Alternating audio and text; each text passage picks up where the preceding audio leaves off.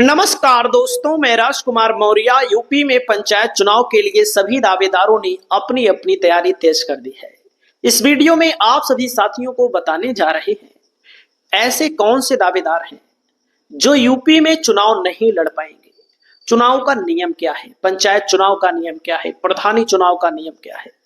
आप लोगों को लड़ना है तो आप लोग कमेंट करिएगा। दोस्तों, सबसे पहले मैं आपको बताना चाहूंगा, देखो ग्राम पंचायत चुनाव में कौन कौन नहीं लड़ सकता है। ध्यान दीजिएगा, पहले लिखा है सरकारी कर्मचारी। सरकारी कर्मचारी को लेकर अलग अलग तरीके से लोग पूछते हैं, बेसिक जानकारी लेते हैं। भैया कौन से सरकारी कर्मचारी? देखो भैया, सरकारी कर्मचारी का मतलब होता है जिनको सरकार की तरफ से कोई भी वेतन मिलता हो, कोई भी वेतन मिलता हो, कोई भी भत्ता मिलता हो। ऐसे लोग पंचायत का चुनाव नहीं लड़ पाएंगे। जैसे बहुत सारे लोग पूछते हैं, भैया कोई आंगनबाड़ी में काम करता है, उसको लेकर कहते हैं क्या कोई आंगनबाड़ी में है, काम करता है, काम करती है, तो चुनाव नहीं लड़ पाएगा? बिल्कुल नहीं लड़ पाएगा। कोई अगर आंगनबाड़ी के अलावा आशा में है तो भी चुनाव नहीं लड़ पाएगा। इसके साथ ही साथ जो भी गांव में सेवक वगैरह होते हैं, ये भी चुनाव नहीं लड़ पाएंगे। सरकार की तरफ से जिनको भी पैसा मिलता है, सरकारी वेतन, वो चुनाव नहीं लड़ पाएंगे। जिनको वेतन मिलता है, बात समझ में आई? चाहे छोटा वेतन वाला हो चाहे बड़ा वेतन वाला हो, वो चुनाव नहीं लड़ पाएगा। अब अगला नंबर आता है दोस्तों, भ्रष्टाचार अविश्वास के लिए। भ्रष्टाचार अविश्वास के लिए मतलब कोई व्यक्ति कहीं पर भी, चाहे किसी सरकारी संस्था में, प्राइवेट संस्था में भ्रष्टाचार किया, ऑडिट हुई, पकड़ा गया, उसको नौकरी से निकाल दिया गया, उसको पद से निकाल दिया गया, तो वह आने वाले 5 सालों तक चुनाव नहीं लड़ पाएगा, कतई नहीं लड़ पाएगा। बहुत सारे लोग हमसे पूछते हैं, भैया क्या कोटेदार चुनाव लड़ सकते हैं? नहीं लड़ सकते हैं। कोटेदार ही नहीं, कोटेदार के अलावा जो पंचायत में नाली बनाने का ठेका लेते हैं, जिनके पास लाइसेंस होता है, उनकी बात हम कर रहे हैं। नाली बनाने का ठेका लेते हैं पंचायतों में, जो पंचायत के कार्य को कराने के लिए टेंडर लेते हैं, ठेका लेते हैं, कोई भी काम होता है, नाली का काम होता है, लाइट का काम होता है, ऐसे लोग पंचायत का चुनाव नहीं लड़ सकते हैं, किसी भी कीमत पर नहीं लड़ सकते हैं। तो कोटेदार भी नहीं लड़ पाएगा। कोटेदार को सरकारी सैलरी नहीं मिलती है। कोटेदार को कुछ कमीशन मिलता है, बाकी ऊपरी कमाई तो आप सब जानते हैं कि 1 यूनिट के पीछे 1 किलो काटा जाता है, 5 किलो के पीछे 1 किलो काटा जाता है। ये खुला खेल है, इसमें कोई वो नहीं है कि नहीं काटा जाता है। काटा जाता है, लगभग जगहों पर काटा जाता है। आप क्या ना काटा जाता हो तो बताइएगा, आप लोग अपनी राय को कमेंट करिएगा।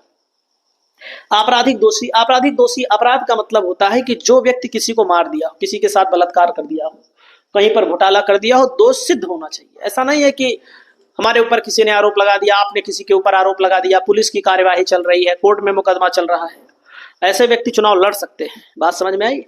सिद्ध हो जाएगा तो क्या होगा? मान लीजिए किसी के ऊपर आरोप लगा और वो प्रधानी लड़ा, चुनाव जीत गया, बाद में पता लगा कि सिद्ध हो गया कि इसने बलात्कार किया है, इसने हत्या की है, इसने घोटाला किया है, सिद्ध हो गया, तो दोस्तों उसको जेल होनी चाहिए। जेल भी होती है, जमानत भी हो जाती है, उससे दिक्कत नहीं है। लेकिन सरकार का जो नियम है, जन प्रतिनिधित्व कानून का जो नियम है, कि उसकी सदस्यता तत्काल रद्द कर दी जाती है। किसकी सदस्यता? जो अपराधी होगा, जिसके ऊपर दोष साबित हो जाएगा, उसकी सदस्यता तत्काल रद्द हो जाएगी, यानी कि उसको फिर वहां पर उपचुनाव होगा और 6 साल तक चुनाव नहीं लड़ पाएगा। आप लोग ये भी जानते हैं। मानसिक तौर पर अस्वस्थ। मानसिक तौर पर अस्वस्थ किसे कहते हैं? जिसको कोर्ट के द्वारा अस्वस्थ घोषित किया गया हो। ऐसे नहीं कि हमको बहुत सारे लोग, मैं वीडियो बना रहा हूं ना, कहते हैं पागल है, यही वीडियो बार बार बनाता है। मैं पागल नहीं हूं। मैं पागल हूं कि नहीं हूं, आप निर्धारित नहीं कर सकते हैं, कोर्ट निर्धारित करेगा। कोर्ट अगर हमें सर्टिफिकेट देगा कि ये पागल है, बार बार यही वीडियो बनाता है। दोस्तों, वीडियो जैसे मान लीजिए आप पुराने सब्सक्राइबर हैं तो आप लोग इसको देखते हैं, जो नए लोग आते हैं तो उन लोगों को जानकारी मिलती है, कमेंट करते हैं तो वीडियो फिर बना देते हैं। प्रधानी में क्या बनाए आप लोग बताइए? प्रत्याशी बनाना पड़ेगा। कौन लड़ेगा कौन नहीं लड़ेगा, इसको कौन देखेगा? इतने गांव हैं ना, क्या स्टार प्रचारक बनाएंगे, क्या ओपिनियन पोल इसका कोई आएगा?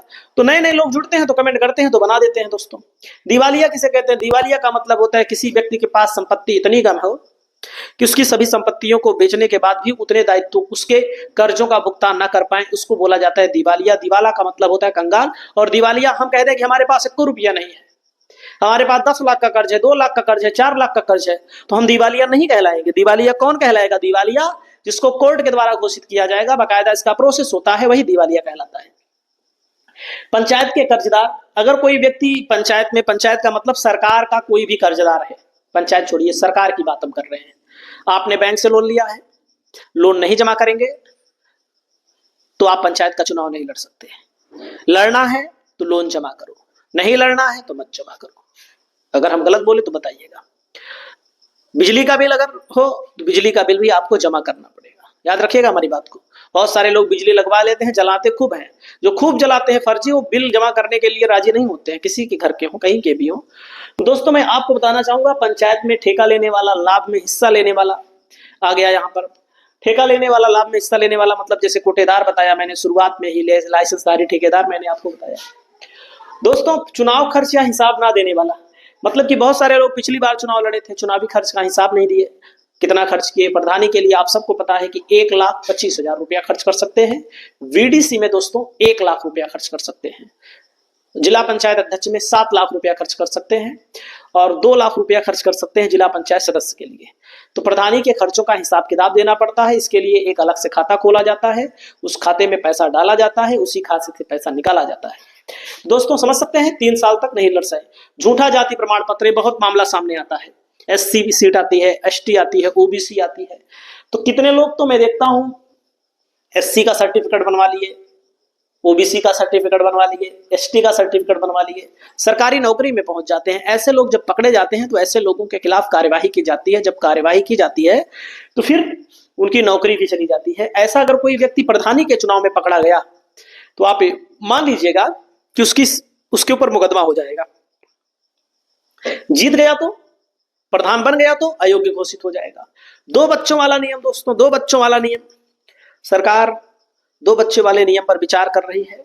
हरियाणा में लगा है 2 बच्चे वाला नियम, राजस्थान, महाराष्ट्र, असम, दक्षिण के राज्यों में लगा है, आंध्र में लगा है दोस्तों, बिहार में भी लगा है, बिहार में लगा है, उत्तर प्रदेश में लागू नहीं है। अब की बार लागू होने की बात हो रही है। आपको क्या लगता है, लागू होना चाहिए कि नहीं? मेरा मानना है लागू अगर करना है तो प्रधानी में ही क्यों भाई, आप लागू करिए, विधायक में भी, सांसद में भी, हर चीज में लागू करिए। शौचालय ना होना, शौचालय तो लगभग सब लोगों के पास इस समय होगा, लेकिन बहुत सारे लोगों के पास नहीं भी है। बहुत सारे लोगों के यहाँ बना हुआ है, उसमें कंडी ऊपर डालते हैं, लकड़ी रखते हैं जलाने के लिए, तो शौचालय के लिए सर्टिफिकेट बनवाना पड़ेगा आपको।